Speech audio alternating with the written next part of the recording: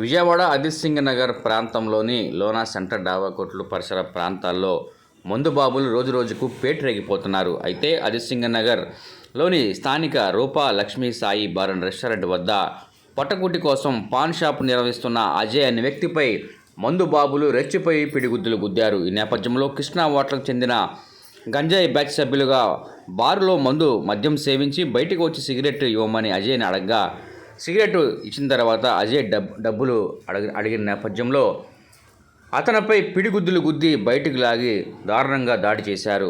ఈ ఘటన CC ఫుటేజ్లో visuals నమోదయ్యాయి. ఈ నేపథ్యంలో డబ్బులు అడిగిన నేపథ్యంలో మద్యం మత్తులో యువకులు దాడికి పాల్పడటం స్థానికులను కలవరం రేపింది. ఈ నేపథ్యంలో పోలీసులు నన్నేం చేస్తారంటూ అతనిపై పిడిగుద్దులు గుద్దారని మాజీ వాలంటీర్ తెలియజేశారు. ఈ నేపథ్యంలో కోతవేటు దూరంలోని సమీపంలోనే అజిత్ సింగ్ నగర్ పోలీస్ స్టేషన్ ఉన్న పోలీసులు ఎటువంటి చర్యలు చేపట్టలేదని బాధితులు చెబుతున్నారు.